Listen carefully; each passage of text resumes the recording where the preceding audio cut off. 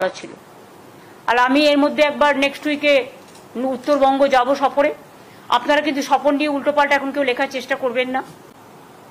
আমাদের কাজ হচ্ছে কি করে আমরা তাকে ফিরিয়ে আনতে পারি। আর যারা ধরিয়েছে তাদের তো আমি চিহ্নিত করেছি, তারা কারা। ঘরের শত্রু বিভীষণ, আর কিছু বললাম না। শুনুন, কে দেশি আর কে বিদেশি এটা চিহ্নিত করার অধিকার কোনো পার্টির নেই। আর তার যদি নাই থাকতো তাহলে সে জমিতে চাষ করছে কি করে? তার নিজের জমির থেকে তো তুলে নিয়ে গেছে।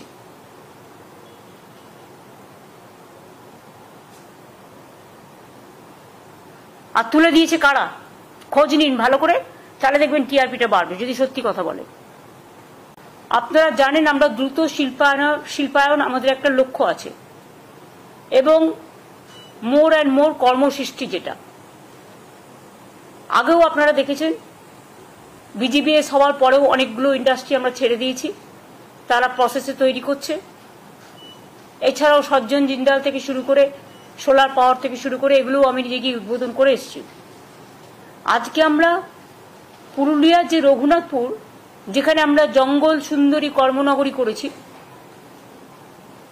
এখানে রঘুনাথপুরের জঙ্গল সুন্দরী কর্মনগরী, দুর্গাপুরের মানগাপুর, বর্ধমানের পানাগড় সহ বিভিন্ন ইন্ডাস্ট্রিয়াল পার্ক যেগুলো আমাদের WIDC তৈরি করেছেন, সেখানে 10টা ইন্ডাস্ট্রিয়াল প্লট বিভিন্ন কোম্পানিকে বরাদ্দ করার সিদ্ধান্ত নেওয়া হয়েছে।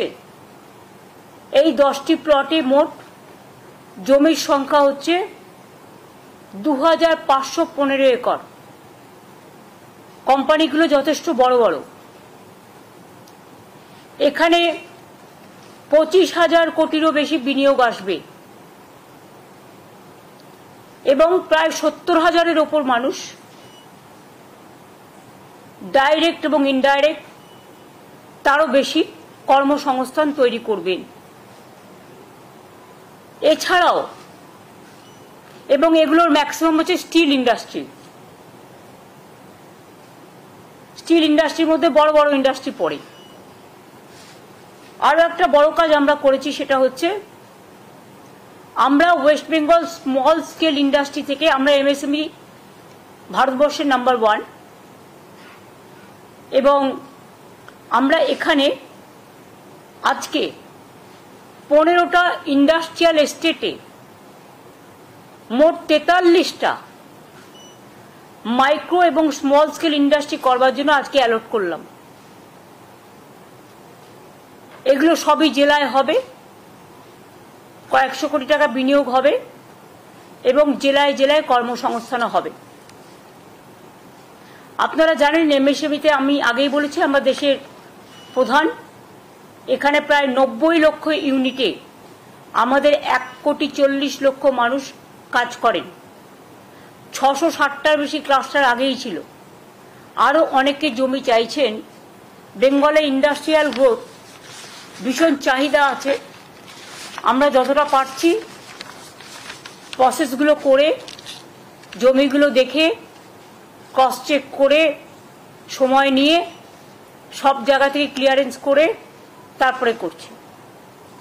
এছাড়াও আপনারা জানেন যে আমি বলেছিলাম যে আমরা বলেছিলাম যে আমরা 23টা জেলায় সেলফ হেল্প গ্রুপের নিজের কাজ বিক্রি করবার জন্য আমরা 23টা জেলায় 23টা শপিং মল করব। শপিং মল বা big market, this type of. Government 1 acre জমি দেবে বিনা পয়সায়, প্রাইভেট পার্টি তারা বিল্ডিং করবে, এবং সেখানে 2টো ফ্লোর আমি জমি দিচ্ছি বলে আমাদের সেলফ হেল্প গ্রুপকে বিনা পয়সায় দিতে হবে। 2টো ফ্লোর আমরা পুরো সেলফ হেল্প গ্রুপ লোকাল জেলায় যে জিনিসপত্রগুলো হাতে তৈরি করেন তারা অনেক সময় মার্কেট পান না, এটা পার্মানেন্ট একটা মার্কেট পেয়ে যাবে। 23টা জায়গার মধ্যে 23টা জেলার মধ্যে আমরা আজকের নিয়ে আমাদের 23টার মধ্যে 11টা জায়গা আমরা ক্লিয়ার করে দিয়েছি। এরপরে প্রসেস হচ্ছে যা যা সিস্টেমে হবার সেগুলো হবে। আরও 12টা প্রসেসে আছে। এটা হয়ে গেলেও সব জেলাগুলো কভার হয়ে যাবে। আজকে যে জেলাগুলো ক্লিয়ার করা হয়েছে, পুরুলিয়া জেলা, দার্জিলিং জেলা, বাঁকুড়া জেলা, কুচবিহার জেলা, হাওড়া জেলা, জলপাইগুড়ি জেলা, ঝাড়গ্রাম জেলা,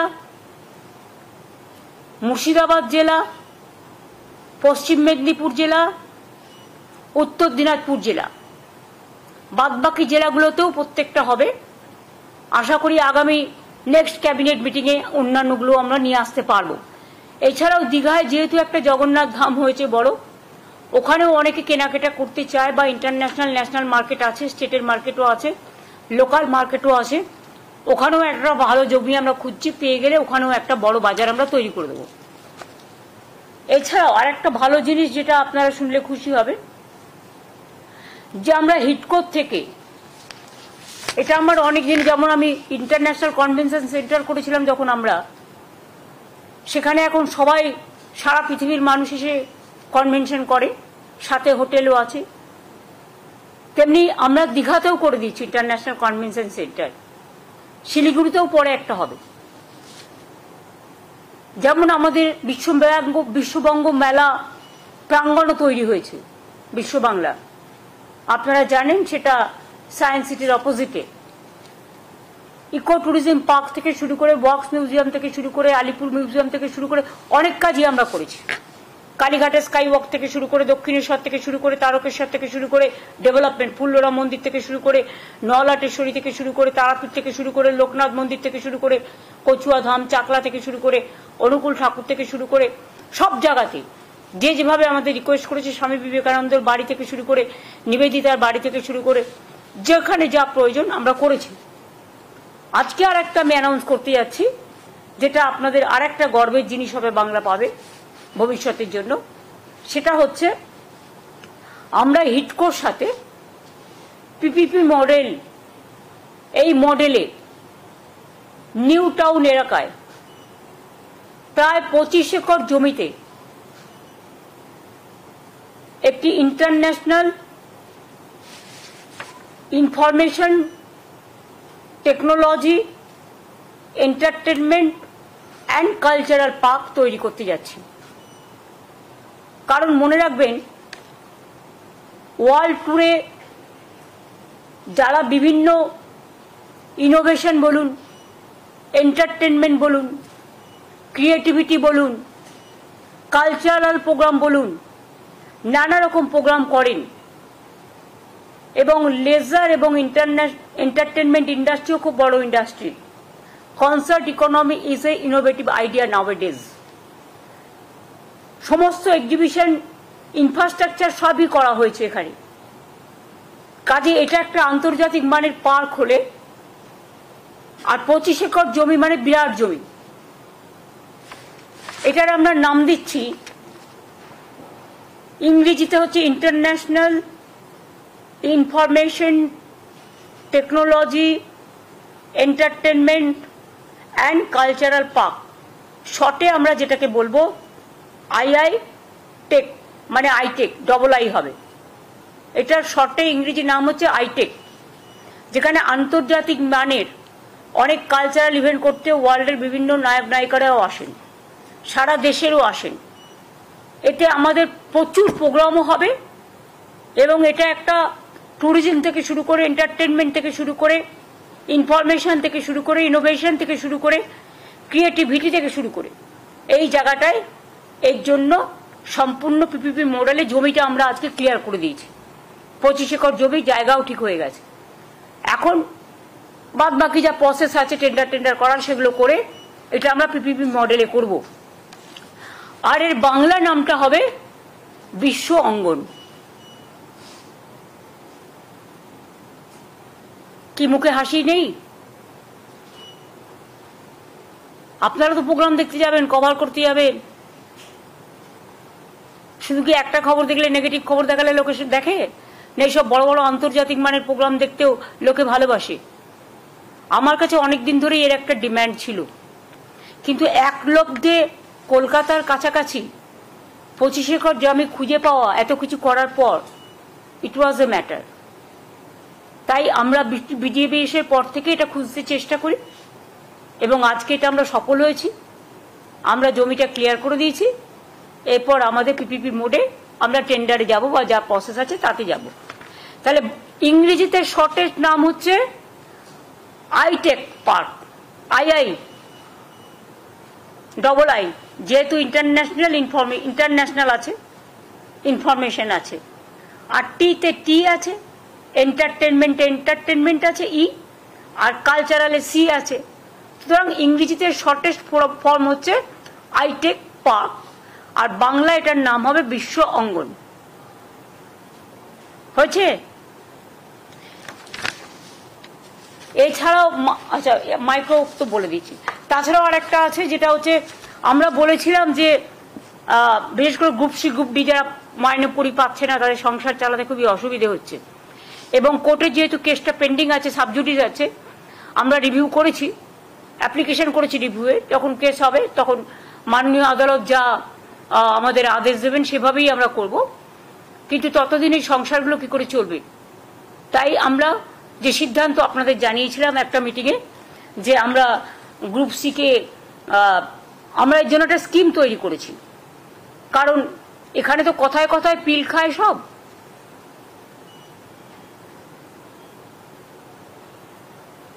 পিল খেয়ে মানুষকে কিল দেয়, বাংলায় ওয়ার্ড, আমি ইংরেজি ওয়ার্ড বলছি না।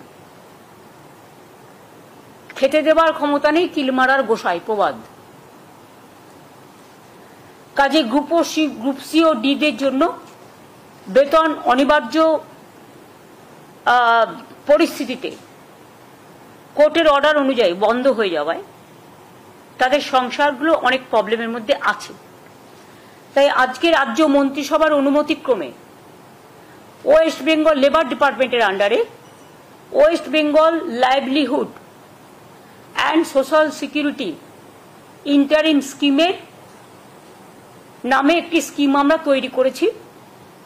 এর মাধ্যমে সিদ্ধান্ত হলো যে ওই গ্রুপ সি ও ডি কর্মচারীদের 1 এপ্রিল থেকে 2025 1 এপ্রিল থেকে মাসে যতক্ষণ পর্যন্ত কোনো সিদ্ধান্ত না হচ্ছে যথাক্রমে গ্রুপ সি 25,000 এবং গ্রুপ ডি 20,000 টাকা করে অনুদান দেওয়া হবে। ক্লিয়ার হয়েছে?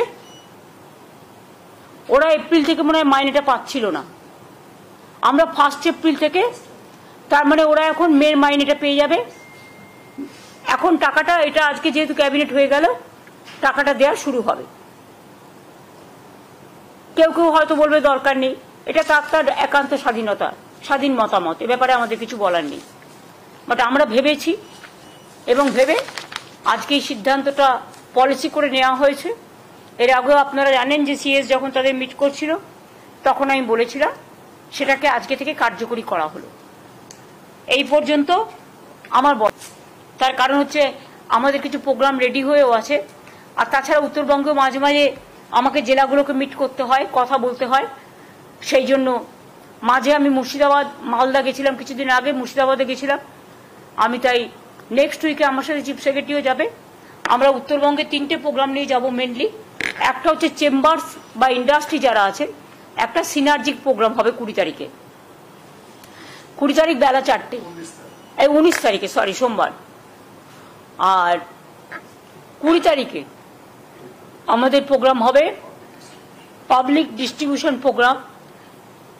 বানারহাটে হলে সবচেয়ে ভালো হতো, আলিপুরদুয়ার আর জলপাইগুড়ির মাঝখানে হতো, কিন্তু যেহেতু এখন বর্ষার দিন, এখন আপনি হেলিকপ্টার ইউজ করতেও পারবেন না, কারণ যে কোনো সময় ঝড় জল টর্নেডোগুলো হয় এই পরিস্থিতিতে। তাই আমরা আগে অনেকবার আমরা ওইসব জায়গায় প্রোগ্রাম করেছি, কিন্তু আমরা ওদলাবাড়িতে কখনো করিনি।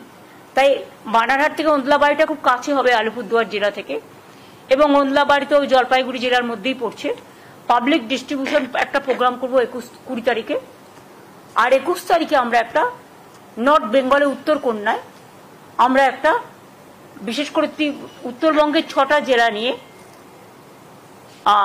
6টা কেন, এখন তো হচ্ছে তোমার দার্জিলিং কালিম্পংকে নিয়ে 8টা হয়ে যাবে, তাই তো? দার্জিলিং তো আলাদা জেলা হয়ে গেছে, কালিম্পং আলাদা জেলা হয়ে গেছে। তাহলে কুচবিহার জলপাইগুড়ি, আলিপুরদুয়ার, দার্জিলিং, কালিম্পং এর পক্ষে থেকে জিটিএ থাকবে, জিটিএ চেয়ারম্যান এবং সেক্রেটারি থাকবে। আর উত্তর দিনাজপুর, দক্ষিণ দিনাজপুর এবং মালদা আমরা ভার্চুয়ালি করব, কারণ এই সময়টা সবার এলাকা ছেড়ে আসাটা ঠিক নয়। শিলিগুড়ি থেকে কুচবিহার বা আলিপুরদুয়ার বা জলপাইগুড়ি 2-2.5 ঘন্টার মধ্যে পৌঁছে যাওয়া যাবে। উত্তরকোনা তো জলপাইগুড়ির মধ্যেই, শিলিগুড়িও কাছে। আর শুধু আলিপুরদুয়ারটা, কুচবিহারটাও এখন 2 ঘন্টার মধ্যে পৌঁছে যাওয়া যায়, কারণ হাসিমারার ওখান দিয়ে রাস্তা আছে, আলিপুরদুয়ারের ওখান দিয়ে রাস্তা আছে, কাছাকাছি হয়ে যায়। এখন রাস্তা ভালো করে দেওয়া হয়েছে। আর আলিপুরদুয়ার তো ন্যাচারালি ওখান থেকে খুব একটা বেশি দূর পড়ে না, কাজেই ওখানকার যারা রিপ্রেজেন্টেটিভ তাদের জানানো হবে। এটা অ্যাডমিনিস্ট্রেটিভ রিভিউ মিটিং মাঝে মাঝে আমরা করি, তাই এটা হবে। কাজে 3 দিনের প্রোগ্রাম আপনাদের আমি বললাম। 22 তারিখে আমরা ফিরে আসবো, কারণ আমার এখানে কাজ আছে। এই পর্যন্ত। বাদ বাকি ন্যাচারালি আপনারা অনেকেই বলছেন আমফানের মতো সাইক্লোন হতে পারে, এটা হতে পারে, ওটা হতে পারে, বাট সবটাই ঠিক নয়। আবার প্রাকৃতিক দুর্যোগ তো আমাদের হাতেও নেই, কাজেই সব জায়গাটাই নজর রাখতে হয়। তাছাড়াও আমাদের কালকে একজনকে বর্ডার থেকে তুলে নিয়ে যাওয়া হয়েছে।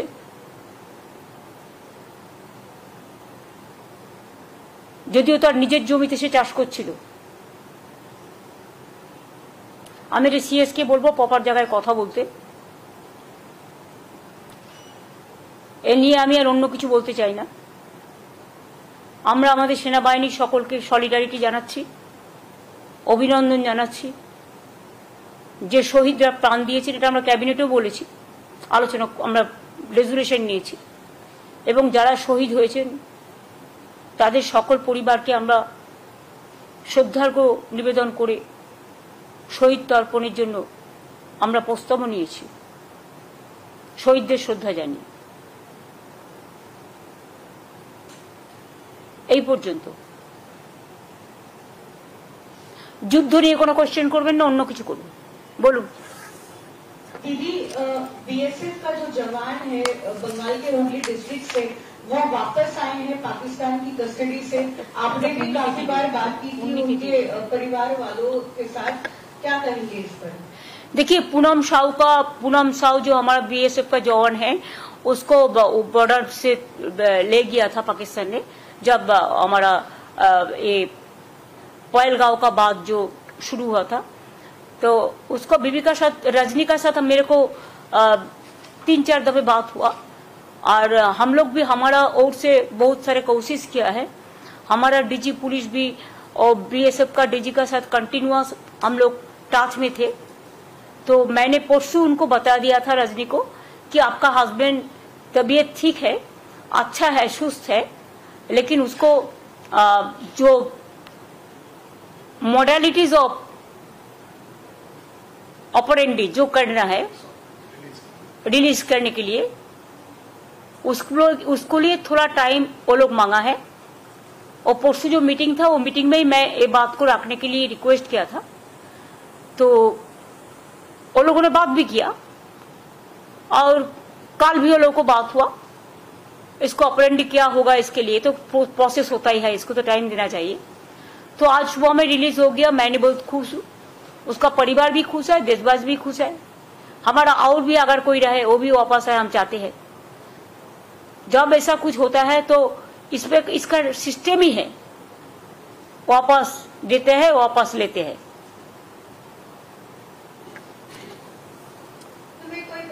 रैली ऑर्गेनाइज की जाएगी, क्योंकि बहुत सारे स्टेट में अभी पेट्रियोटिक रैलीज की जा रही है। That our party is doing, yes, Saturday and Sunday from 3 o'clock to 5 o'clock. They will do. It is to give pay the solidarity to the Jawans, and number 2, condolences for the brave Jawans who sacrificed their life for the country, the motherland. उसका परिवार कोई है तो उसको घर में जाके भी उसको श्रद्धांजलि निवेदन करेंगे। हम पॉलिटिकल ओर से बात को नहीं देखते हैं, बहुत सारे लोग देख रहे हैं। आप लोगों ने देखा, आज तक मैं कोई टिप्पणी भी नहीं काटा, मेरे को पार्टी को भी नहीं कहने दिया, गवर्नमेंट का साइड में से भी कोई कुछ नहीं बोला। लेकिन देश को, जवान को श्रद्धांजलि और जो सैक्रिफाइस किया है देश के लिए, जिंदगी चला गया, उसको तो श्रद्धांजलि देना हमारा कर्तव्य है। शहीद वीरদের সম্মান জানিয়ে এবং সেনাবাহিনী যারা লড়াই করেছেন সেনাবাহিনীকে সম্মান জানিয়ে আমাদের দলের পক্ষ থেকে 3টে থেকে 5টা পর্যন্ত শনিবার এবং রবিবার সব ব্লকে, কলকাতার প্রত্যেকটা ওয়ার্ড সহ, আরবান এরিয়ার সব ওয়ার্ড সহ, গ্রামাঞ্চল সহ সব জায়গাতেই সম্মান জানানো হবে।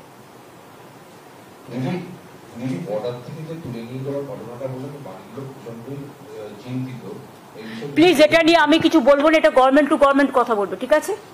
এটা মধ্যে আপনারা ঢুকতে যাবেন না। দেয়ার আর সাম প্রোটোকল, দেয়ার আর সাম ডিপ্লোম্যাটিক ইস্যু। এটা বেটার যত আপনারা এটা নিয়ে কন্ট্রোভার্সি ক্রিয়েট না করেন, এটাতে আশা করি আপনাদের টিআরপি বাড়বে না। শান্ত থেকেও, সংযত থেকেও অনেক কাজ করা যায়। নিউজ এশিয়া, গণতন্ত্রের কণ্ঠস্বর।